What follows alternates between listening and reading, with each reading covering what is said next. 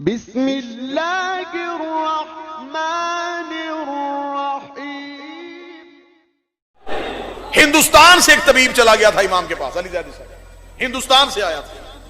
اس نے کہا میں علم کے چرچے سن کے آیا ہوں، میں سوال کرنا چاہتا ہوں۔ امام نے کہا کر سوال۔ 21 سوال کیے اس نے امام کو۔ اس نے کہا بتائیں انسان کے سر پہ بال کیوں ہوتے ہیں، پیشانی پہ لکیریں کیوں ہوتی ہیں، آنکھ کی شکل بادام کیوں ہوتی ہے، ناک کے نتنے نیچے کی جانب کیوں ہوتے ہیں، ہتھیلی پہ بال کیوں نہیں ہوتے، کوہنیاں پیچھے کیوں مڑتی ہیں، پاؤں کے تلوے میں یہ ابھار کیوں ہوتا ہے، کان کا پانی کڑوا کیوں ہوتا ہے، آنکھ کا پانی نمکین کیوں ہوتا ہے، ناک کا پانی تلخ کیوں ہوتا ہے، لعاب دہن شیریں کیوں ہوتا ہے۔ 2019 ہے، دنیا نے چاند کے سینے پہ قدم رکھ لیا۔ جاؤ کسی بڑے سے بڑے سائنسدان سے یہ سوال پوچھو، وہ نہیں بتائے گا۔ 1400 سال پہلے ریت میں بیٹھا تھا زہرا کا بیٹا۔ ہندوستان کے طبیب نے آ کے سوال پوچھا، امام نے کہا سن، انسان کے سر پہ بال اس لیے ہیں کہ سورج کی تپش سیدھی دماغ کو نقصان نہ پہنچا سکے۔ اسے کہا پیشانی میں لکیریں کیوں ہیں؟ امام نے فرمایا اس لیے کہ سر کا پسینہ آنکھوں میں نہ جا سکے۔ اب آپ نے کلاس بن کے نہیں سننا، آپ نے مجلس بن کے سننا۔ اس نے کہا مجھے بتائیں آنکھ کا پانی نمکین کیوں ہوتا ہے، آنسو نمکین کیوں ہے؟ کیا بہترین جواب۔ امام نے فرمایا اس لیے کہ آنکھ میں ہوتی ہے چربی، چربی کو محفوظ کرنے کے لیے نمک لگانا پڑتا ہے۔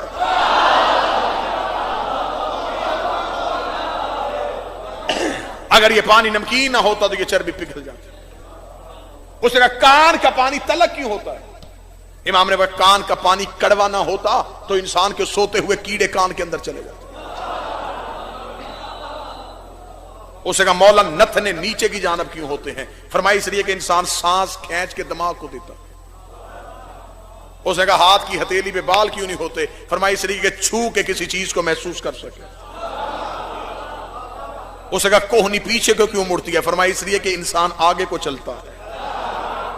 اس نے فرمایا پاؤں پہ ابھار کیوں ہوتا ہے؟ فرمایا انسان اپنے بدن کا وزن اٹھا سکے۔ یہ تو میں نے چن چن کے سوال بتائیں۔ 21 سوال جب اس نے کر لیے، 21 سوال کرنے کے بعد ہندوستان کا طبیب امام کا چہرہ ایسے کا ایسے ہی دیکھتا رہ گیا۔ امام نے کہا تو نے سوال کر دیا، میں نے جواب دے دیا، اب بتا کیا پوچھنا چاہتا ہے؟ اس نے قدموں میں گر کے بتا کے لگا سچ بتا زہرا کا بیٹا، جو تو نے بتایا ہے یہ عالم نہیں بتاتے، خالق بتاتے ہیں۔ یہ چیزیں عالم نہیں بتاتا۔ تو نے کہیں انسان کو خلق تو نہیں کیا، تو تو بیماریوں کے حل نہیں بتاتا، تو تو انسان کے بدن کی کیفیتیں بھی بتاتا۔ ایک ریسرچ سکالر نے تحقیق کی تھی، تحقیق کس پہ کی تھی؟ چیونٹی پہ، چیونٹی کیڑی، اس پہ تحقیق کی۔ کتنے سال؟ 60 سال۔ وہ دنیا کے ہر کونے پہ گیا، ریگستانی علاقوں میں کیسی ہوتی ہے، میدانی علاقوں میں کیسی ہوتی ہے، آبی علاقوں میں کیسی ہوتی ہے، ان کی رنگتیں کیسی ہوتی ہیں، بھورے رنگ کی رنگت کون سی ہے، کالے رنگ کی چیونٹی کون سی ہوتی ہے، کھاتی کیا ہے، کتنی دیر زندہ رہ سکتی ہے۔ 60 سال تحریک، 60 سال کی ریسرچ چیونٹی پہ۔ اتنی موٹی کتاب لکھنی 60 سال کے بعد، دی آنٹ چیونٹی۔ کتاب مارکیٹ میں آئی، تہلکہ مچ گیا۔ چیونٹی پہ 60 سال، اتنی لمبی تحقیق۔ لوگوں کے خط آنے شروع ہو گئے، کیا کہنے تیری ریسرچ کے، بہت بڑی ریسرچ۔ نجف کے طالب علم نے اسے ایک خط بھیجا، اس میں مولا علی کا وہ خطبہ تھا جو علی نے چیونٹی پہ دیا تھا۔ اب اگر نوجوان ہاتھ اٹھا سکو تو میں جملہ پڑھوں۔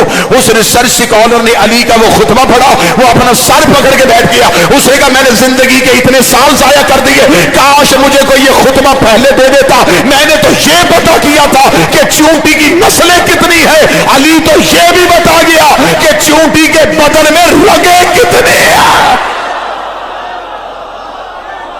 چیونٹی کے بدن میں رگیں کتنی ہیں، چیونٹی کی بھی آواز ہے۔ اللہ نے کائنات میں ہر مخلوق کو آواز دی. چونٹی کی آواز ہے. اگر چونٹی کی آواز نہ ہوتی تو سلیمان تخت پہ سلطان. قرآن میں قصہ لکھا